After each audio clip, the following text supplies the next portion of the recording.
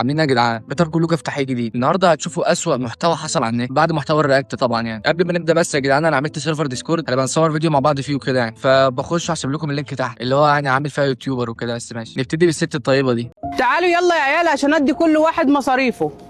بص يا امي، انا مصاريف الدراسه بتاعتي 30,000 جنيه، فانا دلوقتي عاوز 5000 جنيه، وان شاء الله بكره ولا بعده باخد منك الباقي. حاضر يا ابني، ان شاء الله بكره هحضر لك 25,000 والنهارده هديك 5000. بس هو بعيدا عن لامين يامال اللي بيتنطط ورا دوت، ازاي حصل الموقف اللي هم فيه ده؟ طبيعي ان امي توقف عيالها الثلاثه قدامها كده وتستجوبهم مصاريف دراستهم كام في الشارع.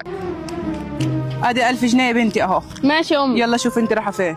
وانت يا محمد تعال خد الفلوس بتاعتك. حاضر يا امي، اديني جاي لك. وانا يا اما صلاتين انا عايز معايا مصاريف. اقعد ساكت انت قد دقيقه. عندها حق بصراحه يا اسطى، انت عمال تفرك من ساعتها وتتنطط، ما تستنى لغايه ما تسالك. وانت يا زفت عايز ايه مصاريف؟ انا يا اما عايز 500 جنيه عشان رايح اختبارات، وان شاء الله ربنا يكرمني ان شاء الله هنجح. اختبارات ايه وزفت ايه؟ وايه اللي انت عامله في نفسك ده؟ انا يا ما تخلوا فيه تمثيل مقنع يا جدعان. انا عارف ان الواد شكله رايح في داهيه، بس ما حدش بيفرق بين حد كده يعني، بيبقى واضح يعني ان في تفرقه بس مش الدرجات. حاضر يا اما اديني جاي لك. هاي امي، انت كنت عايز كام مصاريف؟ عايز 200 جنيه للاختبارات و30 جنيه اجيبهم من علبه كشري. عارف انت عايز ايه؟ عايز انت ايه؟ عايز تغور الجبانه ده غطران على دماغها. انت لو قوتك البدنيه تخليك تقع الوقعه ديت، فانت امك عندها حق انها ما رضتش تديك فلوس تلعب كوره. بس بالنسبه لعلبه الكشري يعني حرام عليه. بقول لك ايه يا محمد، خد بعضك انت وامشي وسيب الكلب ده في الشارع.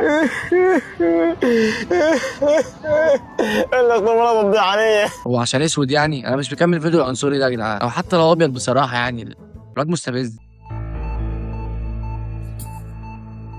الست دي شغاله معايا ليها 100 سنه ولحد دلوقتي ما عملتش فيها ولا اختبار، فقررت النهارده ان انا اعمل فيها اختبار واجيب لها الغوايش ارمهم لها هي وبتنظف، اشوفها تاخدهم ولا تجيبهم لي. شغاله معاه بقالها 100 سنه، هو عنده 18 سنه اصلا. كمان اصلا انت مش عارف تقول الكلمتين دول بعيد عنها يعني. انت فضحت اختبارك اللي انت كنت عايز تعمله من القرن اللي فات. ولا ده عايز يعمل العمليه ومحتاجين فلوس.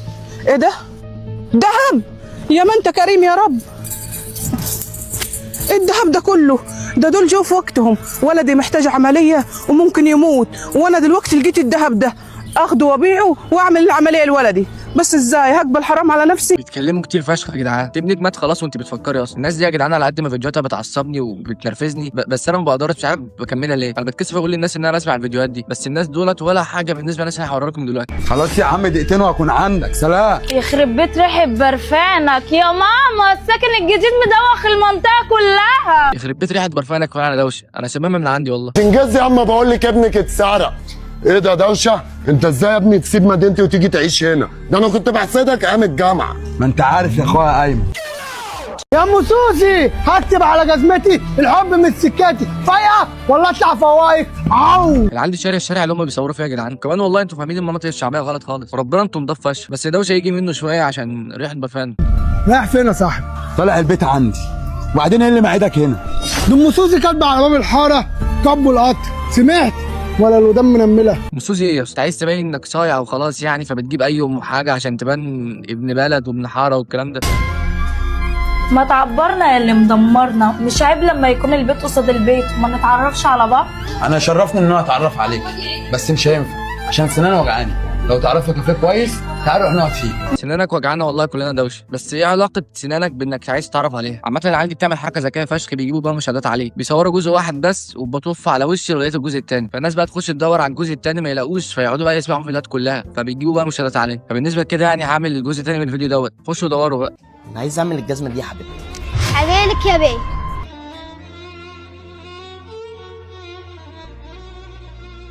كده خلصت يا بيه. ثانك يو. كم ماني؟ كم ماني؟ ايوه واضح انه مش من هنا يا جدعان. 20 جنيه يا بيه. سيناجات مني باليوم بنوتو السفره بيوم نيني برو بابا. بابا اتكلم كام لغه يا اسطى بعيدا عن الخرا اللي انت طلعته من بقك دلوقتي ده. مفكرة ان احنا مش من هنا فعشان كده بتستغلنا. بصي يا حبيبتي، انت مفكرة ان احنا مش من هنا عشان يعني احنا بنتكلم انجليزي وشايفانا لسه جايين من بره، بس السعر اللي انت قلتيه غالي جدا. البيت اصلا شكلها اجنبي اكتر منه. والله يستاهل ولا غالي ولا حاجه، ولا اقول لك هات 15 جنيه بس. اوفتيفر يعني بتقول لنا اصلا السعر الاكتر من 20. ما انت بتتكلم مصري قوي يا اسطى، ايه لازمتها بابا اللي انت قلتها دي؟ بس برضه يا جدعان الناس دي يغفر لها بالنسبه للناس اللي جايه، ودول خلاص اعلى مرحله يعني، مفيش اعلى من كده. بقول لك ايه يا كابتن، بكام السميطه؟ السميطه ب 20 يا اختي. ب 20؟ انا معايا 10 بس. طب بقول لك ايه والنبي، ينفع تديهاني ب 10 جنيه؟ اصلا كده كده هي في كل مكان ب 10، مش اخر الدنيا يعني. 10 جنيه ليه فاتحينها سبيل هنا؟ بقول لك ايه، اتكل على الله يا ست. انا قلت لك منك لله نعمل يافطه هنا نكتب عليها ممنوع الشكك لمنع الاحراج. يلا يا ست توكلي على الله. عدم احراج يا اسطى. طبعا ده الواد قليل الذوق ودوت الجدع اللي مفيش من 202. خد يا بنت الحلال السميطه بتاعتك اهي، اديك ال 10 جنيه يا اختي. ايوه كده يا واد يا شاه، يا ابن الاصول يا رجوله. يلا يا عم الروميو. ايه يا عم روميو ايه بتاع ايه؟ بنت جعانه وبنت صغيره، يعني خلي عندك دم كده. هو كان هيقول ايه؟ انا وبنت صغيره يعني قصدي بنت شكلها جدع. انا كده عرفت هو ده ال 10 جنيه ليه. وكمان يا اسطى فرش ايه يا اسطى؟ ده لبس ناس فقراء وبيبيعوا فطير وشيبسي بسمله. اسكتي يا بسمله على اللي حصل، الناس بقت وحشه قوي يا بسمله، الناس بقوا كلاب فلوس. في ايه بس يا اختي؟ ايه اللي حصل؟ خدي يا اختي بس كل انت الاول، عشان انت باين عليك ان انت جعانه قوي، وانا هقعد واحكي لك كل اللي حصل. ماشي. عارفه انا رحت يا اختي عشان اشتري السميط عشان ناكل، الاقي لك لولا الشاب الجدع والله الكويس اللي واقف. لا انا هسكيب الحته دي يا جدعان. ايه كميه اليخت اللي بيقولوها دي؟ يخت يخت يخت، عشان برضو يبانوا يعني بيمثلوا ان هم في منطقه شعبيه وكده يعني. يا ريته ما اداك الاكل يا اختي والله. بقول لك ايه يا بت، ما تيجي افسحك. افسحك؟ ايه افسحك دي؟ ما تظبط يلا، انت مش على بعضك كده ليه؟ ليه شايفاني واقف وارقص؟ وبعدين حد يشوف القمر ده ويبقى على بعضه؟ يرحمك عادي، وانت شايفني ايه اصلا؟ ما تظبط كده. هو مش انت يا بت، انت اختي. هو ليه بيحصل مع مواقف كتير قوي كده يكون جدع فيه؟ انا يومي بيعدي عادي يعني من غير ما ابقى جدع والله. حطوني في الموقف ده هبقى جدع ولا لسه ابقى جدع زيه، او مش عارف، يمكن عشان ما بطلعش من البيت يعني. بقالي شهرين ما شفتش نور الشمس. عايز اتربى. تعالى ورايا كده. صعب انت اللي شكلك عايز تتربى. اتربى؟ ومين بقى الشبح؟ لا يا عم انا مش شبح ولا حاجه، بس اللي واقفه ورايا دي تبقى جماعتي اللي انت بتقول لها ربيكي. انت عارف انا ممكن اعمل فيك ايه دلوقتي؟ جماعتك؟ انا اسف والله يا اخويا، انا اسحب نفسي انا. جدع. فكك منه بقى وتعالى فسحك انا. بس انا كنت بصراحه عايز اقول لك على حاجه، يعني انا عارف ان انا ما اعرفكوش ولا انتوا تعرفوني، بس انا راجل زي ما انت شايف شغلي على قدي، باكل بلقمتي بالحلال. معايا شقه على قدي صغيره، هي اوضه وصاله، وطالب ايد اختك في الحلال. طالب ايد اختي وفي الحلال؟ طب وماله، والله انت راجل جدع وكويس، مش عيب واحنا نتشرف بيك. طب بقول لك ايه، ما تيجي معايا طب ونقول لها احنا الاثنين الكلام ده وتطلبها بنفسك. كلمي بجد وربنا. اصل انت ازاي ما حسيتش بحاجه غلط؟ البنت بتتكلم بطريقه واضحه فشخ انها هتعمل منك غدا النهارده. يا ستي بقالنا ربع ساعه بنلف في الشوارع، الله يبارك لك. انت واخدانا فين يا عم؟ اهدى مالك، استك على الصبر كده، مالك مستعجل؟ استك على الصبر ايه؟ بقول لك الفرش سايبها لوحدها بقالنا ربع ساعه. طب اهدى بس كده، ما تستعجلش على رزقك.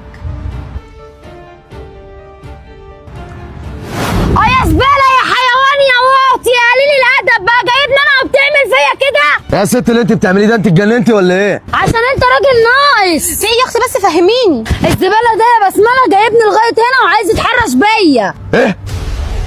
بس بطف على وشي بقى. انا عايز اعرفكم بس ان بتاع الفش دوت مع ايفون 17 من بكره ان شاء الله هبدا نبيع شيبسي بسمله. ربنا يزيدك يا اخويا، ربنا يزيدك. وبس كده يا جدعان هنكون قفلنا القضيه. ما تنسوش تعملوا اشتراك ولايك وفولو على الانستا والتيك توك، هسيب لكم اللينك تحت، وبرده سيرفر الديسكورد زي ما قلت لكم. بس كده، سلام. يخرب بيت ريحة برفانك يا ماما، الساكن الجديد مدوخ المنطقة كلها.